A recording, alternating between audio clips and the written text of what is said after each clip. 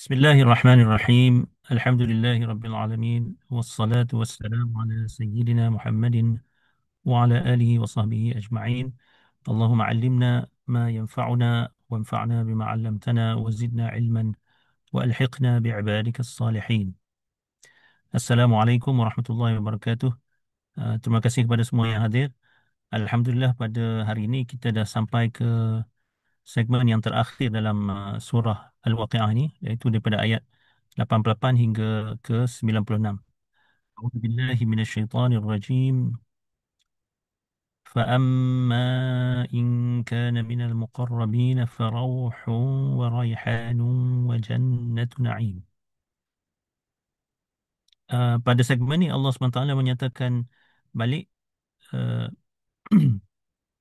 apa akibat ataupun kesudahan kepada golongan yang tiga yang disebut pada awal surah tu. Uh, Pada awal surah kita dah tengok dah, sebelum ni ada disebut as-sabiqun, golongan kanan dan golongan kiri. Ataupun ada tiga kumpulan yang disebut. Dekat penghujung dinyatakan balik kesudahan kepada tiga-tiga golongan tersebut. Jadi kita tengok sini, yang pertama adalah dinyatakan al-muqarrabin. Al-muqarrabin ni maknanya dia selaras dengan apa yang disebut pada permulaan surah, iaitu as-sabiqun, golongan yang ke depan. Golongan yang yang ke depan, maksudnya mereka ni golongan yang tahap tinggi, golongan yang hebat. Jadi golongan yang hebat ni dia dinyatakan fa amma in kana minal muqarrabin fa rauhun wa raihanun wa jannatu na'im. Kalau kita tengok, kalau siapa yang ingat yang daripada segmen yang sebelum ni, Allah SWT mencabar golongan yang ingkar ni, mengingatkan mereka bahawa salah satunya, kalau mereka nak ambil iktibar, apabila mereka melihat seseorang di kalangan mereka tu berdepan dengan kematian. Masa di dunia ni hebat, kaya, berpengaruh dan sebagainya. Tiba pada saat kematian, mereka kawan-kawan ni duk ada di keliling dia, yang sama-sama geng yang ingkar apa semua ni. Allah tak cakap, Allah kata, masa tu bolehkah kembalikan balik nyawa tu ke dalam badan bila dah sampai ke halkum ni, dah nak keluar dah nyawa ataupun roh tu, kembalikan balik ke semula ke dalam badan. Boleh ke? Tak boleh. Ha. Jadi daripada sini dikaitkan di bahagian segmen yang terakhir ni bahawa mereka yang sampai ke penghujung umur ni, salah satunya mereka yang ingkar tu lah. Tapi ada yang di penghujung umurnya berakhir dengan husnul khatimah, dan kehidupan dia penuh dengan segala khidmat dan segala amalan-amalan yang hebat-hebat, dan juga amalan-amalan yang Allah SWT terima dan Allah SWT ridai.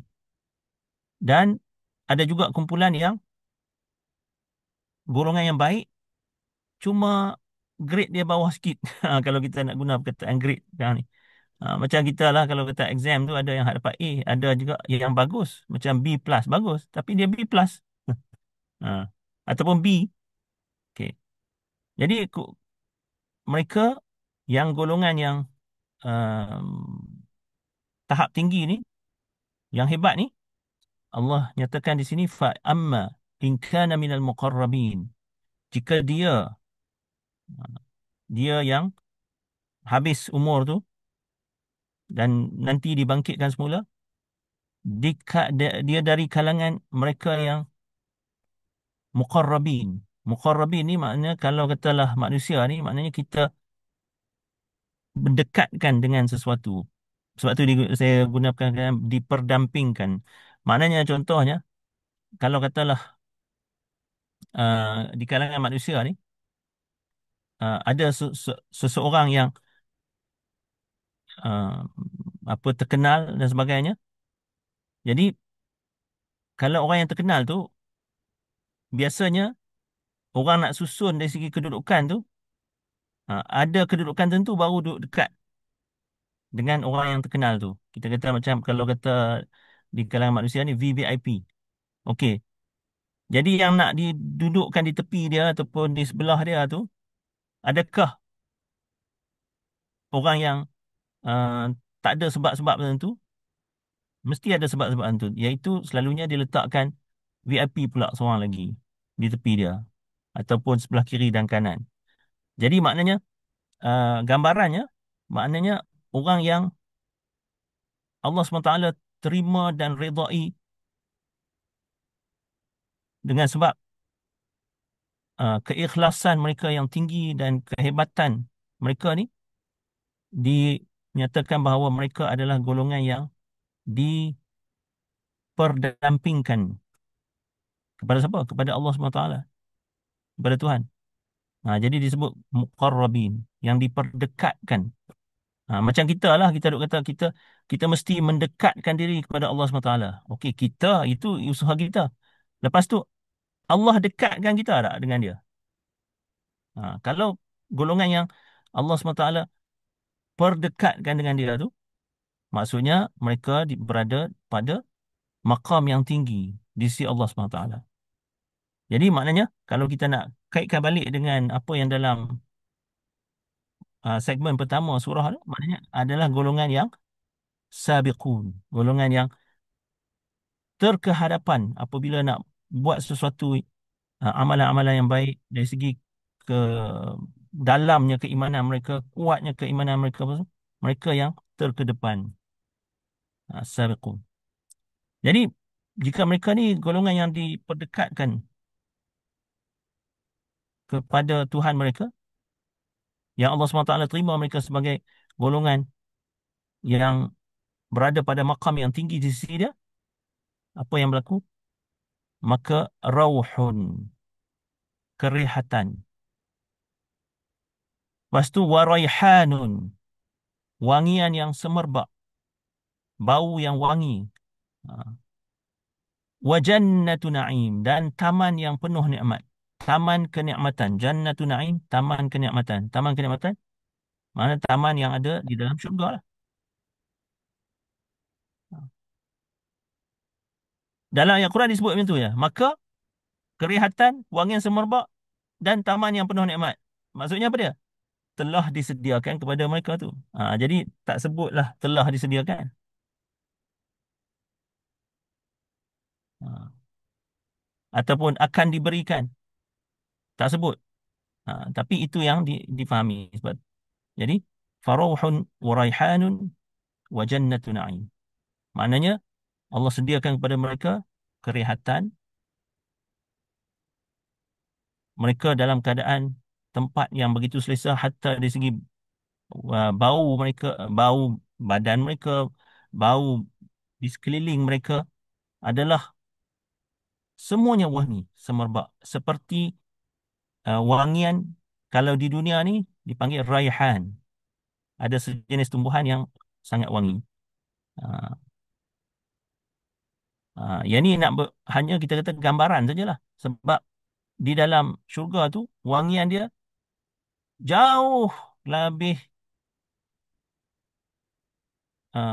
melebihi apa yang wangian yang ada pada raihan yang ada dekat dunia ni. Uh, Okey, itu golongan yang berada pada makam yang tinggi di sisi Allah SWT. Kemudian ada golongan yang baik juga tapi kurang sikit martabatnya. Ha, iaitu apa dia? Ashabul Yamin.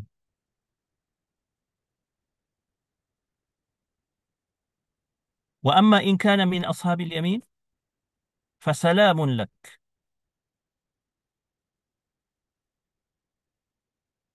Jika dia, jadi maknanya ruh yang manusia yang ruhnya telah meninggalkan jasad. Maknanya dia manusia yang telah mati kemudian nanti dibangkitkan semula ni, dia tu tergolong di kalangan ashabil yamin, iaitu golongan kanan. Apa yang jadi? Disebutkan salam buat kamu. Maksudnya apa? Akan diucapkan. Jadi yang tu tak sebut. Akan diucapkan kepadanya salam buat kamu. Siapa yang ucap ni? Jawapan dia min ashabil yamin. Maknanya oleh golongan kanan tu sendiri. Daripada golongan kanan maksudnya oleh golongan kanan lah. Maknanya di dalam syurga tu dia dengan rakan-rakan dia yang semuanya daripada golongan kanan, mereka akan saling mengucapkan kepada rakan-rakan mereka, orang yang ashabul yamin juga ni, mereka akan kata salamun lak. Salam kepada kamu. Maknanya ucapan ni nak menyatakan bahawa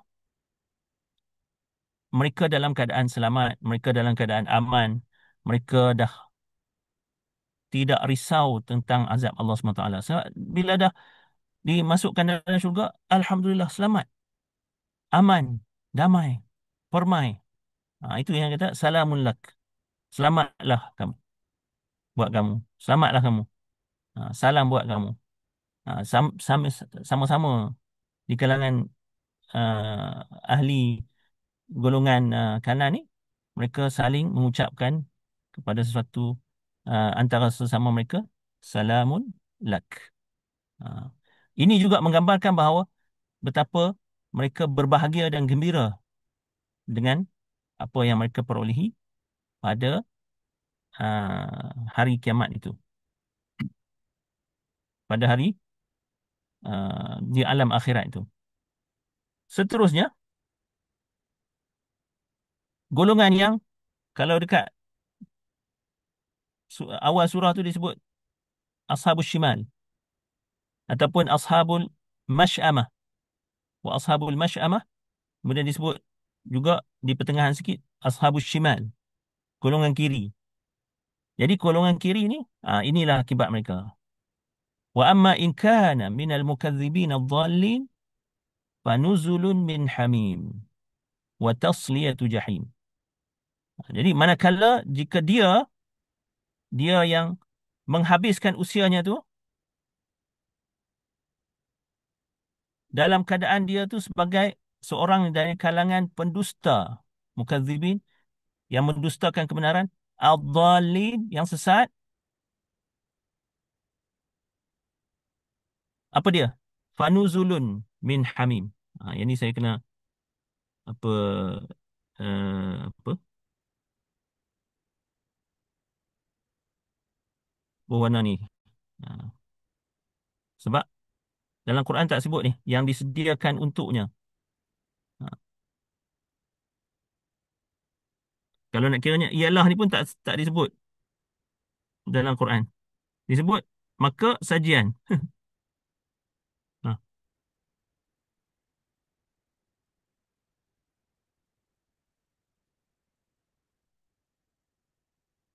jadi yang fahamnya adalah maka yang disediakan untuknya, untuk orang yang dari kalangan pendusta yang dan sesat ni, sajian tamu. Nuzul ni adalah benda yang kita sediakan untuk tetamu kita.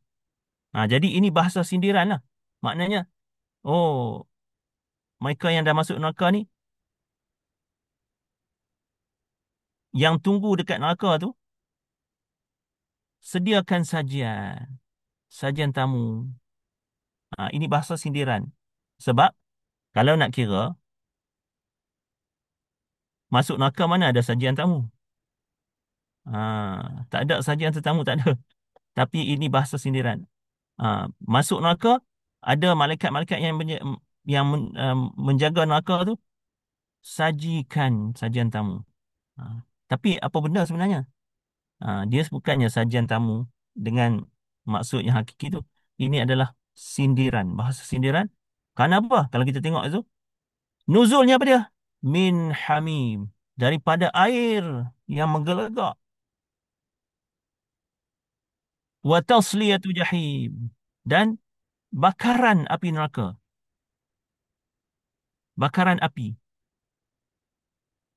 Jadi maknanya bagi golongan yang pendusta dan sesat ni, apabila dimasukkan dalam neraka, mereka akan terus dituangkan ke dalam mulut mereka tu air yang menggelegak dan terus dibakar dengan api neraka yang dahsyat itu. Dia bukan uh, tapi dari segi bahasanya disampaikan dalam bentuk bahasa sindiran itu, iaitu masuk neraka pun ada juga sajiannya. Ah, ada juga sajian yang disediakan. Sajian apa? Tapi sajiannya adalah sajian air yang menggelegak dan bakaran yang dahsyat. Kemudian penutup surah ni Allah SWT menyatakan, Inna hadha lahuwa haqqul yaqin. Ini, ini apa dia? Segala yang diceritakan dalam surah ni, segala yang diceritakan dalam setiap segmen dalam surah ni merupakan satu keyakinan yang sebenar. Al-yaqin, satu keyakinan, satu yang dia memang betul-betul akan berlaku, dan dinyatakan pula haqqul yaqin, keyakinan yang sebenar-benarnya. Dia tak dia bukan kata pendustaan yang kamu duk kata kepada Nabi itu, kamu cakap benda yang mengarut dan sebagainya. Yang sebenarnya adalah sebaliknya. Ini adalah fakta yang tak ada seorang manusia pun akan dapat lari daripadanya. Akhir sekali, penutupnya, Allah SWT memerintahkan Nabi, memerintahkan Nabi kita SAW untuk bertasbih kepada Allah SWT. Kepada Nabi, kalau kita nak kata sabih, bertasbihlah. Jadi siapa? Suruh kepada siapa? Nombor satu, kita boleh faham bahawa ini adalah suruhan kepada Nabi. Atau dari segi bahasa Arabnya, boleh juga difahami adalah arahan umum kepada sesiapa siapa juga yang boleh sampai kepada dia arahan ini. Jadi, hendaklah kamu. Jadi, kamu tu siapa? Ha.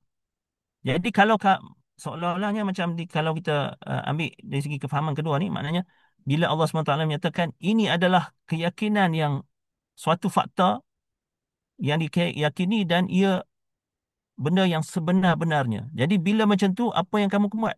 Jangan kamu syirik lagi kepada Allah SWT.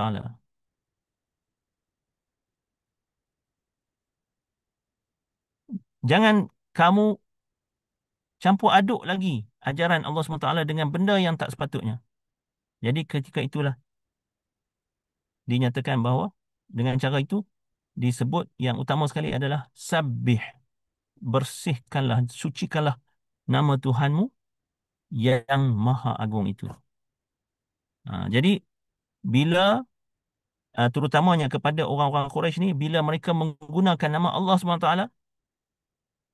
sebab mereka tahu Tuhan tu mereka sebut sebagai Allah. Jadi nama Allah ni di mulut mereka.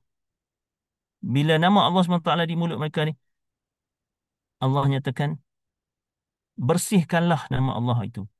Sucikanlah nama Allah itu daripada kamu nak kaitkan dengan benda-benda yang tak sepatutnya.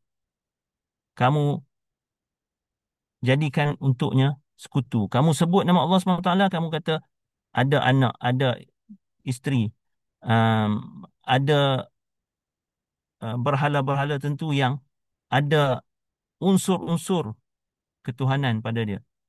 Ini semua adalah benda-benda yang menunjukkan bahawa kamu tidak menjadikan Allah SWT itu suatu yang eksklusif dan sempurna untuk kamu sampaikan ibadah kamu dan penyembahan kamu ataupun pengabdian kamu kepadanya. Jadi arahannya, perintahnya adalah bersihkanlah, sucikanlah nama Allah SWT, nama Tuhanmu yang Maha Agung, Maha Sempurna. Jadi, Alhamdulillah berakhir kita dengan surah Al-Waqiah pada hari ini. Nas'alullah SWT أن يعلمنا ما ينفعنا وينفعنا بما علمنا ويزيدنا علما ويلحقنا بعباده الصالحين. والسلام عليكم ورحمة الله وبركاته.